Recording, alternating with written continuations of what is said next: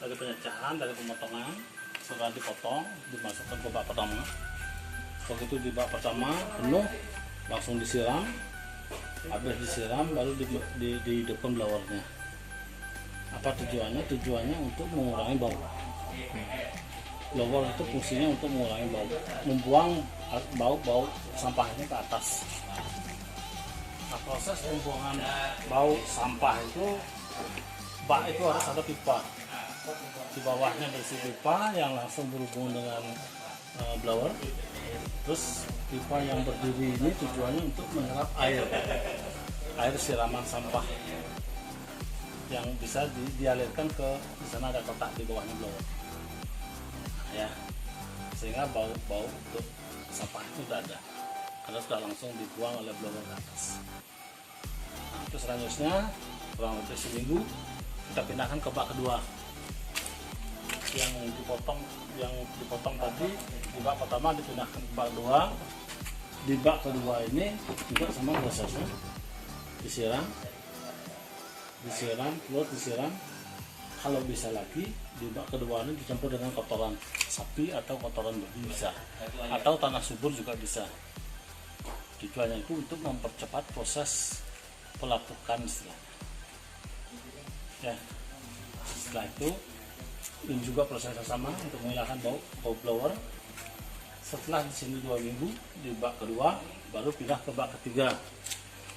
Di bak ketiga ini tetap penyiraman selama seminggu, kurang lebih seminggu, sudah bisa dibawa ke karung, sudah bisa dikarungi.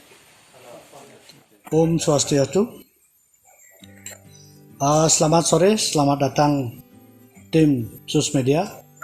Rekan-rekan, dalam rangka kunjungan kerja melihat secara langsung bagaimana pengolahan sampah organik dan anorganik, atau boleh dikatakan sampah basah dan sampah kering. Baik, sebelum lanjut kami jelaskan kenapa sampai berdirinya tempat pengolahan sampah Punggul Ijo ini. Ceritanya begini, di tahun 2016 itu ada tamu Belanda dan tamu Cina. Beliau adalah tim lingkungan dunia, yang mana pada saat itu di pantai di Bali, seluruh Bali itu terjadi ikan laut terdampar. Nah, tim dari lingkungan hidup dunia itu sangat prihatin kenapa sih ikan paus itu bisa terdampar. Setelah dicek akhirnya ikan paus itu ditores, perutnya ternyata cukup banyak sampah plastik yang ada di dalamnya. Satu ekor kalau dihitung pada saat itu lebih dari 1.500 spesies. Nah, dari sanalah saya dan tim dari Belanda dan Cina diajak untuk bagaimana sih menangani sampah plastik ini biar tidak sampai ke laut. Nah, berangkat dari sana kita ambil cuti, kita melihat Bali secara menyeluruh, di mana ada lembah, di mana ada selokan, di mana ada got, di sana pasti banyak sampah yang berserakan. Nah, berangkat dari sanalah kita akan kita belajar bagaimana sih mengolah sampah organik dan anorganik yang tepat. Selama 3 tahun ya kami belajar dari desa ke desa, dari kota ke desa, bahkan sempat keluar untuk melihat sistem kerjanya. Kenapa sampah itu sampai tidak bisa diurai? Karena sistem kerja belum diketemukan. Nah, yang kami pelajari adalah 2. Yang pertama adalah sistem kerja equipmentnya, peralatannya. Yang kedua kita pelajari adalah SDM-nya. Bagaimana menggabungkan hulu dan hilir. Nah, berangkat dari sana kita dapat suatu rangkuman bagaimana sampah rumah tangga tuntas di rumah, sampah desa tuntas di desa. Bagaimana caranya? Nah, disinilah kami pelajari untuk membangun sebuah tempat pengolahan sampah. Tentu yang pertama kita ketahui adalah jumlah sampah yang ada atau volume sampah. Kalau sudah tahu volume sampah, sampah organiknya berapa kubik, plastiknya berapa kilo, barulah kita berangkat untuk membuat sebuah pengolahan. Karena di dalam buat pengolahan sampah, begitu bilang pengolahan sampah, pasti masyarakat kita tidak akan menerima. Kenapa? Karena sampah identik dengan bau. Tetapi kalau sampah dikelola dengan bagus, bau tidak akan ada. Dengan cara apa? Membangun sistem kerja. Yang sekarang sistem kerjanya sudah sudah cukup banyak, tapi sistem belum diketemukan. Nah, Punggul Hijau merancang sistem itu.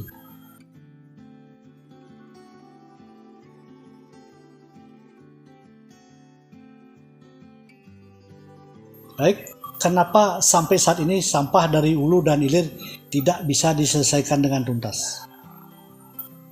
Banyak cara, banyak teori.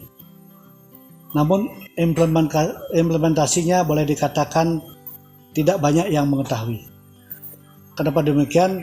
Karena di hulu, karena kita harus pertama pelajari sumber sampah. Ya, sumber sampah yang paling banyak adalah rumah tangga. Kedua pasar, ketiga kampus dan public area. Cara penanganan sampah ini pun berbeda-beda. Tidak boleh jadikan satu. Ya, sampah rumah tangga, bagaimana kita mengelola sampah rumah tangga itu minimal selesai 85%. Utamanya apa? Sampah dapur adalah sampah yang mengeluarkan banyak bau. Contohnya sisa gulai, lombok, tulang ayam. Nah, itu yang kita harus kelola di rumah. Dengan apa? Dengan membuat beberapa catatan atau membuat alat bantu, diantaranya kita buatkan biopori. Di rumah tangga harus ada lubang biopori. Kalau yang kecil, kalau yang lahannya besar bisa box biopori, kalau yang besar lagi bisa sumur biopori. Ini di rumah tangga harus disiapkan. Siapa yang menyiapkan? Siapa yang membuat sampah? Mestinya itu yang menyelesaikan. Itu secara teori. Nah, bagaimana caranya? Yang kalau di desa, ya kepala desa harus care dalam hal ini. Mendesa adat termasuk perangkat yang lain. Nah, dengan dikuasai cara kerja itu, sampah kita akan bisa tuntaskan, utamanya di rumah minimal 85%. Sisanya bagaimana? Nah, di hilir tidak banyak yang membuat pengolah sampah yang tepat guna. Bangunannya ada, gedungnya ada, tapi fasilitas yang lain tidak menunjang. Salah satu contoh gini umpamanya, kita punya sampah 15 kubik. Mestinya mesinnya berapa? Minimal kalau 15 kubik, mesin pencacah itu minimal ada 2. Ada conveyor, ada tempat pemilahan. Sampah itu berjalan langsung seperti lift biasa. Setelah itu masuk dicacah. Setelah dicacah masukkan ke kotak. Kotak kita fermentasi. Di situ di kotak itu kita buatkan 2 sistem. Sistem air dan sistem udara. Karena sistem air dan udara ini tujuannya tidak ada lain adalah untuk menekan bau yang ada. Setelah itu ditambahkan boiler. Atau boleh dikatakan nama kerennya exhaust hood, fungsinya adalah untuk menyerap bau-bau yang tidak sedap dilempar ke atas.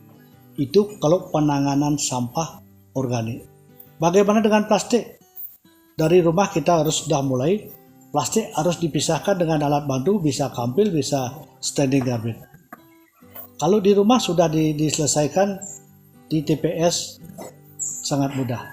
Di TPS kita harus siapkan beberapa mesin, sampah residu yang ada kita pisahkan, kita kelola kembali, yang masih bisa dipakai kita pakai, yang tidak bisa seperti yang namanya tutup botol, ciki, citato, potato dan lain-lain yang bermasalah bisa diselokkan, digot, di sungai, bahkan ini yang menyebabkan sampai ke laut.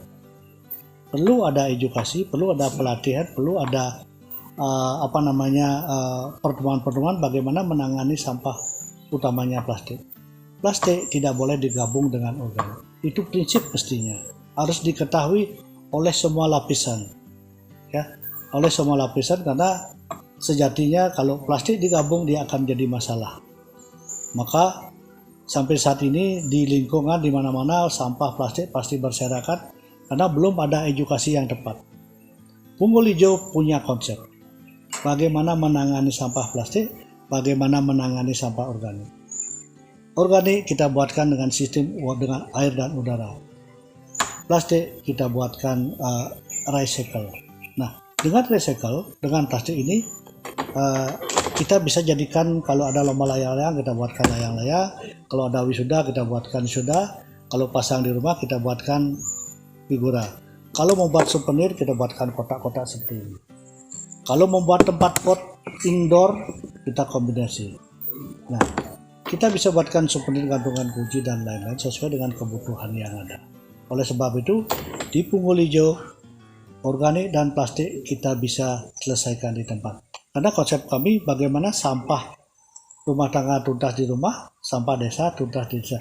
Kalau itu bisa dilakukan di masing-masing desa atau di kota, dalam waktu setahun dengan sosialisasi yang bagus, sampah akan bisa diatasi. Baik, untuk mengoptimalkan pengorbasan sampah organik dan organik, kami pesan kepada masyarakat yang membuat sampah, tentunya siapa yang membuat sampah mestinya itulah yang menyelesaikan, bukan sampah itu dijadikan masalah. Salah satu contoh seperti tadi, sampah rumah tangga, yang membuat di sampah rumah tangga dalam rumah tangga minimal 85% bisa dituntaskan di rumah.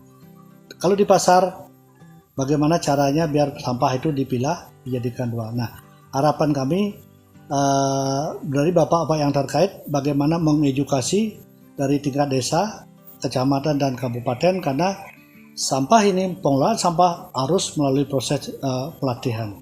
Karena tidak cukup dengan dengan menyuarakan sampah, pilah, kumpulkan sampah tanpa melihat secara langsung. Karena di Punggul Hijau ini sudah kita bangun sistem satu alur, hulu dan hilir selesai di tempat. Demikian yang dapat kami sampaikan. Om Santi Santi Santi Om.